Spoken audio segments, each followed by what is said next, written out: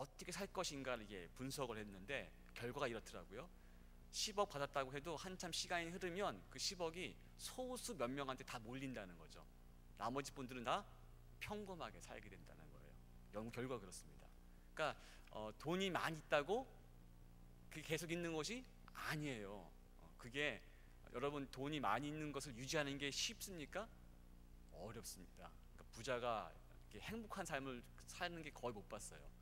쉽지 않아요. 지키는 게 쉽습니까? 어렵습니다. 어, 아직 없어봐서 모르시겠다고요? 어, 아무튼 이런 50억이 갖고 있는 그 노숙자, 여러분들에게 아까 생각만 해도 행복했는데 돈이 그렇게 행복을 주는데 왜 돈이 이렇게 행복함을 줄까? 잠깐이나마. 돈은요, 이 시대의 어떤 가치를 살 수 있는 수단이에요, 그렇죠? 이 시대의 어떤 가치의 상징이에요. 어, 여러분 가치란 말 들어보셨죠? 좀 제가 국어 시간이 아니지만 가치를 이렇게 정의하더라고요. 가치란 값, 값어치 이런 얘기를 하고요. 어떤 의의나 중요성 있는 어떤 사물의 어떤 의의나 중요성을 얘기할 때가 있고요. 어떤 때는 뭐 경제학에서는 그런데요.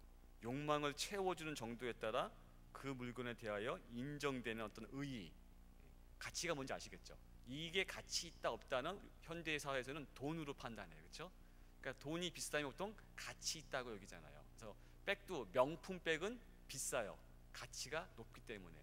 그리고 직장도 좀 이렇게 인정받는 가치 있게 여긴 직장은 월급이 높죠. 최근에 재밌는 조사를 했던데 삼성전자가 경쟁사로 여기는 회사가 애플사예요. 미국 애플사.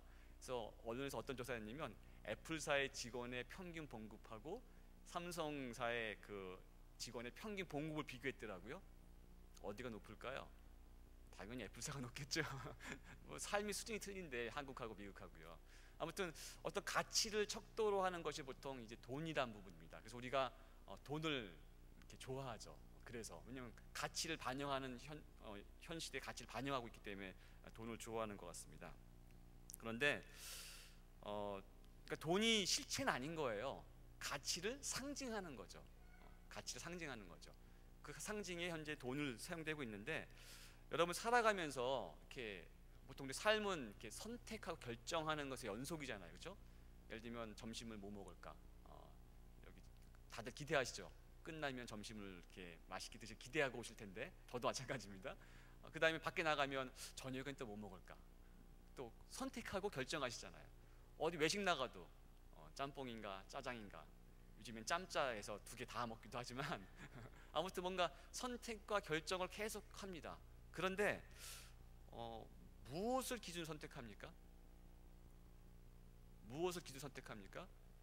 여러분의 가치를 따라요. 선택합니다. 그렇죠? 내가 가치 있게 여기는 것을 기준으로 선택합니다.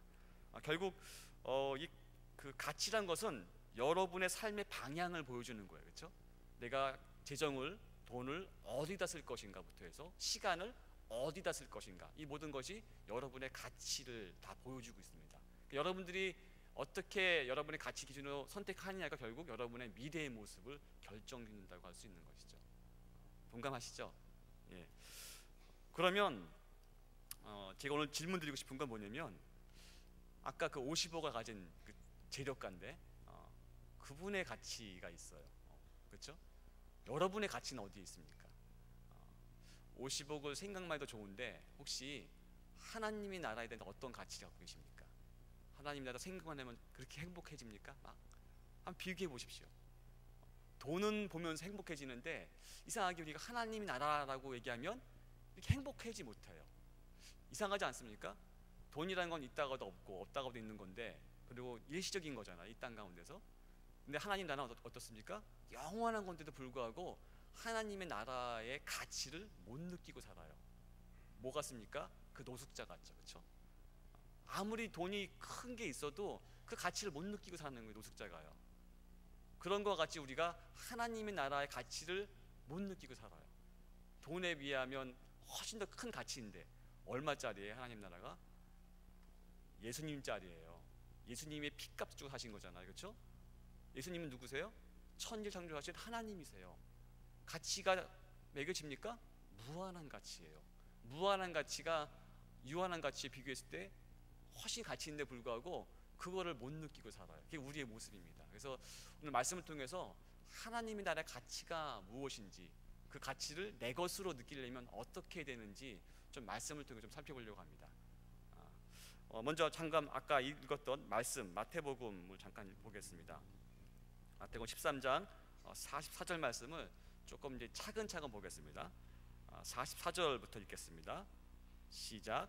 천국은 마치 밭에 감추인 보화와 같으니 사람이 이를 발견한 후 숨겨두고 기뻐하며 돌아가서 자기의 소유를 다 팔아 그 밭을 사느니라. 45절. 또 천국은 마치 좋은 진주를 구하는 장사 같으니 극히 값진 진주 하나를 발견하며 가서 자기의 소유를 다 팔아 그 진주를 사느니라. 오늘 말씀해 보시면 두 가지 사건이 나와요.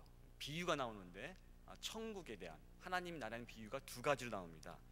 먼저 이 배경 설명을 좀 해드릴게요. 이 대목은요, 앞에 하나님의 나라의 비유를 예수님이 말씀하시고 그 다음에 제들만 따로 모아서 설명하시는 대목이에요. 그러니까 앞에는 그러니까 군중들과 제가 섞여 있습니다. 그래서 주로 하나님의 나라와 세상과의 관계 이런 것들 주로 설명하시고요. 그 다음에 군중들이 다 나간 다음에 제자들만 따로 모아놓고 하나님의 나라에 대해서만 집중적으로 설명하실 때 이 비유와 뒤에 하나 비유, 세 가지 비유를 두시거든요. 그래서 이 말씀의 배경이 그렇습니다. 제자들을 향한 하나님의 어떤 설명이에요. 하나님의 나라에 대한 예수님의 구체적인 설명이 여기 담겨 있습니다. 그러니까 오늘 말씀에는 하나님의 나라가 뭔지에 대해서 조금 더 구체적으로 좀 배울 수 있는데요. 첫 번째로 한번 볼까요? 하나님의 나라가 어떻게 되어 있다고 얘기합니까? 첫 번째로 말씀에 감추어졌다고 표현해요. 그렇죠? 44절 말씀 보면 천국은 마치 밭에 감추인 보화와 같으니, 또 45절에도 말씀 보면 천국은 마치 좋은 진주 구하는 장사 같으니 한 다음에 그 다음에 36절 말씀 보면 어떻게 되어 있습니까? 진주를 발견했다는 건 무슨 얘기죠? 감추어져 있다는 얘기죠. 그러니까 천국은요 드러나 있지 않아요. 눈에 보이게 확 드러나 있지 않아요. 감추어져 있어요. 감추어져 있다는 것은 찾지 않으면 발견할 수 없다는 겁니다. 절대로 찾지 않으면 발견할 수 없다는 건데, 그러면 어떻게 찾아야지 발견할 수 있을 건가? 여기 비유에서 두 가지 모습이 나와요. 첫 번째 얘가 44절 말씀인데 밭에 감추어진 보화인데 이걸 발견한 사람은 어떻게 발견했습니까? 의도하지 않게, 그렇죠? 의도하지 않았어요, 그렇죠? 그 사람이 밭에 가면 금은 보화가 여기다 그 보화가 있을 줄 몰랐어요, 그렇죠? 몰랐는데 발견했어요. 그러니까 본인이 발견할 거를 모르고 발견한 사람 케이스가 있고, 그다음에 45절 6절에 나오는 그 진주 장사는 어떻죠? 찾았어요. 좋은 진주, 표현 그대로 하면 극히 값진 진주를 찾던 사람이었어요. 이 사람은 열심히 구하다가 찾은 사람이에요. 두 가지 케이스인데, 먼저 첫 번째로 의도하지 않고 발견한 사람은요, 적어도 그 사람 눈에 어떤 가치를 볼 수 있는 눈이 있을 거예요. 왠지 아세요? 밭에서 이 사람 혼자만 일했겠습니까? 그렇죠? 동료들도 있을 거고 밭주인도 있을 텐데 왜 이 사람만 발견했을까요? 아마도 이 보화라는 것이 우리가 알고 있는 어떤 이렇게 뭐 금괴 이런 것이 아니라 아마도 이렇게 무슨 금맥 같은 게 비슷하지 않을까. 그러니까 금맥이 뭔지 아는 사람만 알지 모르는 사람 보아서 그냥 아무것도 아니잖아요, 그렇죠? 아마 그런 눈이 있는 사람인 것 같아요. 그러니까 그 가치를 알고 어떻게 해요? 다 팔아서 그 밭을 사버리잖아요, 그렇죠? 근데 두 번째 이 상인은 어떻습니까? 이 사람은 평소에 가치 있는 걸 추구하는 사람이에요. 가치 있는 것을 추구하다가 그 모든 자기가 가치 있는 걸 추구한 것보다 훨씬 더 가치 있는 것이 그 극히 값진 진주 하나였던 거예요. 이분이 45절 말씀 보면 이 사람은 진주를 구하는 장사꾼이라고 표현되어 있어요. 진주를 구하는 장사꾼. 그러면 진주 장사가 장사 한두 번 하는 게 아니잖아요, 그렇죠? 계속 하니까 계속 진주를 사고 팔고 했던 거예요. 그런데 어떻게 합니까? 진주 장사가 극히 값진 진주 하나 때문에 자기가 가진 모든 진주와 모든 걸 다 팔을 정도로 가치 있는 진주를 발견한 거예요. 그러니까 모든 걸 바꿀 만큼 아주 탁월한 그런 진주 하나를 발견한 거죠. 참 이렇게 만약에 이 진주 장사가 그 밭을 그 진주를 발견한 다음에 그것을 살려고 할 때 아마 주인한테 얘기 안 했을 거예요. 딴 사람이 사갈까봐 쉬쉬거리면서 아마 그 나한테만 팔라고 얘기해놓고 얼마요? 그러면 이게 얼마 불렀습니다. 한 10억 얘기했어요. 10억? 아마 판 사람은 생뚱맞게 부르니까 조금 더 올려야겠다 아마 흥정을 했을 것 같아요. 한 11억쯤 내십시오. 뭐 이렇게 흥정하다가 아마 샀을 것 같은데, 그러면 주위에서 뭐라고 할까요? 이 사람 진주장사한테 너 미쳤어? 왜 그거 하나에 모든 걸 다 포기하고 그래? 너 미쳤어? 아마 이런 반응이 있을 거예요. 그렇죠? 그리고 한편에는 그 진주 가치를 아는 사람은 너 참 잘했어. 그거 진짜 그거보다 더 가치 있는 건데 너 참 잘했어 라고 좀 이렇게 격려해 주는 사람도 있을 거예요. 이것이 바로 우리가 천국을 발견했을 때의 주위의 반응과 여러분의 태도예요. 천국을 발견한 사람은요, 그냥 발견할 수 있지만 그냥 발견한 건 아닙니다. 내 안에 가치를 볼 수 있는, 천국 가치를 볼 수 있는 눈이 있는 사람이 천국을 발견합니다. 그리고 진짜 중요한 것이 뭐고 가치 있는 것이 무엇인지 찾는 사람만이 천국을 발견할 수 있다는 것을 알 수 있어요. 이 말씀을 통해서요. 좋은 진주를 구할 수 있으려면 그것이 뭔지 아는 게 필요한 것 같이 여러분이 하나님 나라의 가치가 어떤 건지 알아야지 하나님 나라를 구할 수 있습니다. 하나님 나라를 구할 수 있어요. 그러면 또 이런 게 있습니다.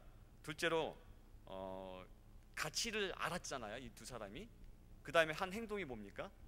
어떻게 했습니까? 똑같은 행동을 했어요. 돌아가서 소유를 다 팔았어요. 소유를 다 팔았어요. 그 가치를 얻기 위해서. 그럼 소유가 먼저 뭘까요? 소유. 제가 좀 실감나게 하나 예발 하나 드려드릴게요. 어저께 읽었는데 너무 재밌어가지고 어떤 그 중년부터 이제 이렇게 열심히 일해서 꾸준히 성실하게 일해서 사업을 잘한 어떤 노인이 있었습니다. 나이 드신 분인데 그분은 이제 자수성가해가지고 부자 된 유명한 사람이었습니다. 어떤 청년이 어떻게 하면 저 노인과 같이 내가 부자가 될 것인가 배우고 싶어서 가서 물어봤습니다.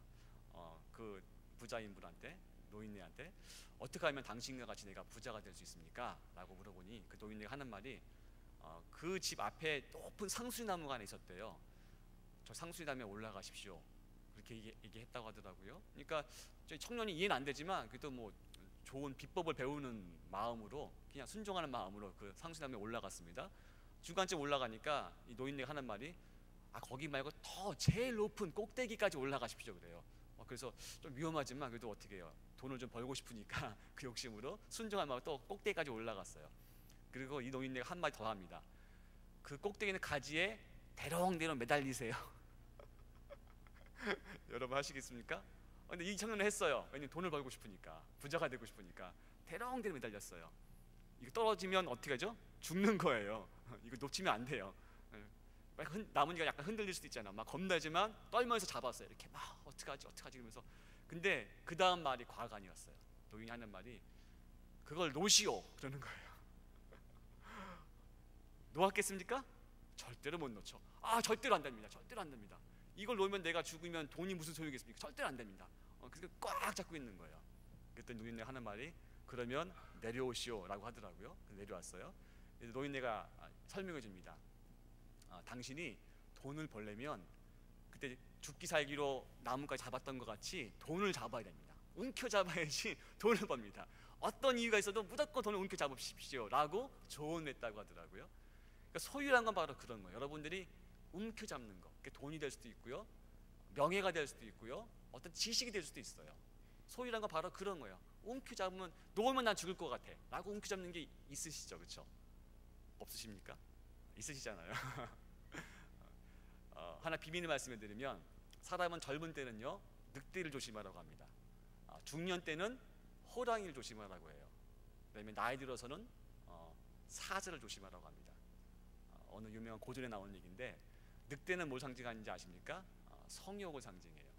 육체의 욕망을 상징합니다. 그 다음에 호랑이는 명예욕을 상징해요. 명예욕. 그 다음에 사자는 물질에 대한 욕망, 이걸 상징합니다. 그러니까 이거에서 자유로울 사람이 있습니까? 없어요. 그걸 우리는 꼭 잡고 있어요. 내 소유인 것 같이. 그 소유를 꼭 잡고 있습니다. 여러분의 각자의 소유가 있어요. 뭔가 꼭 잡고 놓지 않는 게 있어요. 그게 여러분의 소유인데 이 말씀에서 뭐라고 합니까? 그 소유를 다 팔아라 라고 얘기하고 있습니다. 그 소유를 팔아야지만 하나님의 나라의 가치, 하나님 나라에 들어갈 수 있다고 얘기합니다. 잡고 있으면 못 들어갑니다. 이게 영적인 비밀이에요. 여러분 무엇을 잡고 계십니까? 여러분 마음 가운데 무엇을 꼭 잡고 있습니까? 잠깐 한번 생각해 보세요. 세상에서 가장 가치 있다 여겨지는 어떤 명예, 어떤 지적인 거, 어떤 위치, 여러분의 어떤 재력적인 어떤 부분 뭡니까? 뭘 잡고 있습니까? 혹시 자녀입니까? 혹시 건강입니까? 뭘 잡고 계십니까? 하나님 나라보다 더 가치 있게 여기고 꼭 잡고 있는 게 뭡니까? 그 소유가 뭡니까? 그걸 좀 돌이켜 보시면 좋을 것 같아요. 내 안에 하나님께로부터 오지 않은 그런 것이라고 한다면 팔아버리셔야 돼요. 다 팔아버리셔야 돼요. 안 그러면 하나님 나라에 들어갈 수가 없기 때문에 그렇습니다. 제가 이 얘기를 좀 해드릴게요. 제가 87년도에 하나님께 삶을 드렸습니다. 하나님, 내 삶을 내 것을 여기지 않냐고 주님의 것이 여기겠습니다라고 삶을 드렸습니다. 그러면서 어떤 마음이 들었냐면 이것 가지고 뭔가 부족해. 내가 가지고 있는 가장 소중한 것을 드려야 돼. 아까 찬양하셨잖아요. 소중한 옥합을, 제 안에 옥합을 깨뜨려 드리고 싶은 마음이 있더라고요. 그럼 내가 소중히 가장 여기는 게 뭘까 라고 봤더니 저는 제가 제일 소중히 여기는 거는 한 가지 있더라고요. 그 당시 뭐였냐면 공부하는 거였어요. 여러분 믿지 않겠지만 제 어릴 때 소원이 뭐냐면 무엇이든지 알고 싶다. 알고 싶은 게 제 소원이었어요. 그러니까 공부하는 지적인 욕구가 엄청나게 강해요. 모르면 못 견뎌요. 초등학교 5학년 때 얘기인데요. 어느 날 이제 초등학교 5학년인데 여자 친구들이 있잖아요. 동년배 친구들이, 동네 친구들이 있는데 막 얘기하는데 제가 모르는 단어를 얘기했어요. 그게 단어가 뭐냐면 뭐 월경 이런 얘기예요. 모르잖아요. 화가 나더라고. 내가 모르는 얘기를 해? 집에 가서 의학백과사전을 탁 펴가지고 다 읽었습니다. 다 읽었어요. 그래서 다 읽고 보니까 깜깜해졌어요. 한 권을 다 본 거예요. 의학백과사전 꽤 두꺼운 거를 다.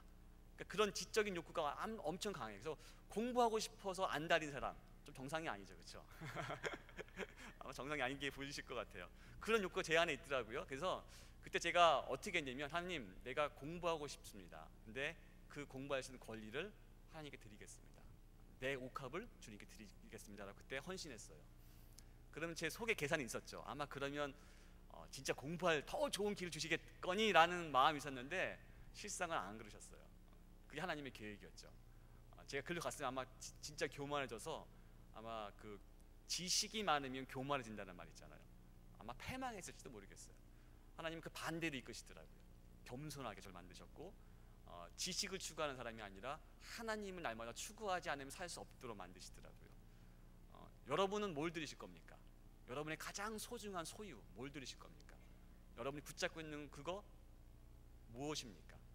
좀 여러분 그걸 드리신 사람만이 하나님의 나라를 누릴 수 있습니다. 여러분 좀 내려놓으십시오. 이렇게 말씀드리면 좀 부담스러우세요. 왜냐면 우리 본성하고 어그러지잖아요, 그렇죠? 우리 육체의 본성은 뭐라고 합니까? 아까 육체의 욕망이 있잖아요. 성욕, 그 다음에 명예욕, 그 다음에 물욕이 있어요. 그걸 현대 영성가인 리차드 포스터는 세 가지로 정리했습니다. 돈, 섹스, 권력이라고 정리했습니다. 근데 성경에서는 똑같은 얘기하고 있는 거 아십니까? 안목의 정욕, 육체의 정욕, 이생의 자랑. 이것 때문에 하와가 타락했잖아요. 그러니까 타락의 기반에는 그 욕망이 있는 거예요. 눈에 보암직하고 먹음직스럽게 보이고 지롭게 하면 탐스럽게 보이는 그것이 있어요. 그래서 예수님이 어떻게 하셨습니까? 이 땅에 오셔서 그걸 해결하셨잖아요. 광야에 40일 금식하신 다음에 육체의 정욕, 안목의 정욕, 이생의 자랑을 해결하셨어요. 그렇죠? 거기 자유로울 사람 아무도 없습니다. 그러니까 그렇기 때문에 더 이거에 대해서 좀 죽을 필요가 있어요. 그걸 내려놓지 않으시면요, 여러분은 그거에 지배받습니다. 마치 술 먹으면 술이 날 다스리는 것 같이 그런 욕망이 날 다스릴 수밖에 없습니다. 그래서 이 부분을 과감히 하나님께 드리셔야 돼요. 드리지 않으시면 그 부분에 여러분이 노예가 돼요. 노예가. 왜냐하면 사람은 하나님이 노예가 되든지 아니면 이 세상의 욕망의 노예가 되든지 둘 중 안에 선택할 수밖에 없기 때문에 그렇습니다. 우린 영적인 존재예요. 하나님을 향하도록, 하나님을 바라도록 창조되었기 때문에 하나님이 떠나시면 그 외에 다른 욕망이 우리 중심에 들어옵니다. 그래서 하나님 나라에 가시려면 소유를 포기하셔야 돼요. 권리를 내려놓으셔야 돼요. 마태복음 16장 24절 말씀 읽겠습니다. 예수님이 뭐라고 하셨는지 이것에 대해서 아주 분명히 말씀하십니다. 마태복음 16장 24절에서 26절입니다. 마태복음 16장 24절에서 26절, 우리 한 목소리로 같이 읽겠습니다. 이에 예수께서 제자들에게 이르시되 누구든지 나를 따라오려거든 자기를 부인하고 자기 십자가를 지고 나를 따를 것이니라. 누구든지 제 목숨을 구원하고자 하면 잃을 것이요 누구든지 나를 위하여 제 목숨을 잃으면 찾으리라. 사람이 만일 온 천하를 얻고도 제 목숨을 잃으면 무엇이 유익하리요? 사람이 무엇을 주고 제 목숨과 바꾸겠느냐? 이게 예수님의 정확한 말씀이세요. 여러분이 소유를 위해 살기 시작하면요 죽을 수밖에 없어요. 그렇지만 하나님의 나라와 의를 살기 시작하면요 그 소유는 필요한 만큼 따라오게 돼 있어요. 따라옵니다. 여러분이 돈을 쫓아가면 여러분이 돈의 노예가 되지만 여러분이 하나님을 따라가기 시작하면 돈은 따라와요. 이렇게 돈은 수단이지 목적과 목표가 될 수 없거든요. 여러분 안에 혹시 내 마음 가운데 어떤 것이 있는지 좀 예배 끝날 때 기도할 때까지 좀 생각을 좀 해보세요. 내가 꽉 잡고 있는 게 뭘까? 내가 놔야 될 게 뭘까? 이때 좀 위로의 말씀을 좀 드릴게요. 시편 131편인데요. 시편 131편을 조금 보겠습니다. 시편 131편 같이 읽겠습니다. 여호와여, 내 마음이 교만하지 아니하고 내 눈이 오만하지 아니하오며 내가 큰 일과 감당하지 못할 놀라운 일을 하려고 힘쓰지 아니하나이다. 실로 내가 내 영혼으로 고요하고 평온하게 하기를 젖된 아기가 그의 어머니 품에 있음 같게 하였나니 내 영혼이 젖된 아이와 같도다. 이스라엘아, 지금부터 영원까지 여호와를 바랄지어다. 아멘. 이 말씀에 보시면요 1절 말씀에 내가 큰 일과 감당하지 못할 놀라운 일을 하려고 힘쓰지 아니하나이다 라고 되어 있습니다. 내가 감당할 수 없는 놀라운 일, 이게 뭐예요? 나의 소유에 집착하는 거죠. 그거에 욕망에 매달려 있는 거죠. 그것에 힘쓰지 아니한다고 시편 기자는 얘기하고요. 그 다음에 뭐 한다고요? 2절 말씀 보시면 내가 내 영혼으로 고요하고 평온하게 하기를 어떻게 해요? 젖된 아이가 그의 어미 품에 있음 같게 하였나니. 젖된 아이가 어미 품에 왜 있습니까? 젖됐잖아요. 이유식 먹는 아이인데 어미 품에 왜 있습니까? 젖 먹으려고 있습니까? 아니에요. 엄마 품이 좋아서 있는 거예요. 거기가 안식이기 때문에. 여러분 하나님께서 여러분 뭔가 간구해서 얻기 때문에 하나님 앞에 나가십니까? 그게 아니라는 얘기인 거예요. 하나님 나에게 뭘 안 해주시는 것 같아도 하나님 아버지이기 때문에 그 앞에 나가는 겁니다. 주기도문에 하늘에 계신 우리 아버지 할 때 그 아버지의 진짜를 잘 번역하면 하나님 아빠라는 표현이 더 어울려요. 예수님이 항상 하나님께 기도할 때마다 멀리 계신 아버지 이렇게 안 했습니다. 아바 아버지라고 했어요. 그게 아빠란 말이거든요. 친밀한 용어예요. 관계가 친밀했어요. 그러니까 우리가 하나님께 뭔가 구해서 얻기 때문에 하나님 앞에 나가는 것이 아니라 하나님 아빠기 때문에 나가는 거예요. 그분 앞에 나갈 때 내가 참된 내 모습이 알게 되고 내가 어떻게 살아야 될지, 이 땅 가운데 어떤 존재인지를 느낄 수 있고 깨달을 수 있기 때문에 그 앞에 나가는 겁니다. 그게 바로 먼저 그 나라와 그 의를 구하는 겁니다. 그러면 그 다음에 나머지는 따라와요. 이게 순서입니다. 영적인 질서죠. 우리 안에 하나님의 영이 가득하면 나머지는 따라오게 되어 있습니다. 왜냐하면 우리 안에 자녀된 권세가 있기 때문에 그래요. 여러분 대통령의 아들입니다. 그러면 권세 있죠, 그렇죠? 하물며 하늘 아버지의 자녀예요. 그럼 어떤 권세가 있어요? 하늘의 권세가 있죠. 하늘의 권세. 그 하늘의 권세 누가 누립니까? 자기 소유를 버린 자만이 누릴 수 있는 거예요. 왜냐하면 그 소유를 집착하는 것이 하나님과 내 사이의 관계를 막는 죄이기 때문에 그렇습니다. 하나님의 마음을 한번 마지막으로 좀 말씀해 드리겠습니다. 예레미야 29장 11절 말씀인데요. 하나님의 마음이 담겨 있는 말씀입니다. 제가 즐겨 암송할 말씀인데 같이 읽겠습니다. 여호와의 말씀이니라. 너희를 향한 나의 생각은 내가 하나니 평안이요 재앙이 아니니라. 너희에게 미래와 희망을 주는 것이니라. 이게 하나님 아버지의 마음이에요. 여러분을 향한 하나님의 생각이 뭐라고요? 평안이라는 거예요. 재앙이 아니에요. 너희에게 뭐라고요? 미래와 희망을 주는 거예요. 하나님이 소망을 주는 것입니다. 물질이나 소유에 소망이 없어요. 이따가 없어질 거잖아요. 지금 하나님은 영원하신 분이에요. 그분만이 우리의 소망이고 참되게 붙잡을 유일한 소유로 삼는다면 하나님만 소유로 삼을 수 있습니다. 땅에 있는 어떤 것도 우리가 소유로 붙잡을 수 없습니다. 왜냐하면 잠깐 있다 없어지기 때문에 그렇습니다. 여러분 무엇을 붙잡고 계십니까? 잠깐 눈 감아 보시겠습니까? 한 1분 동안 제가 또 시간 드릴게요. 내가 하나님의 나라의 가치보다 더 가치 있게 여기는, 내가 소유를 꽉 붙잡고 놓지 못하는 것이 무엇인지를 잠깐 생각해 보십시오.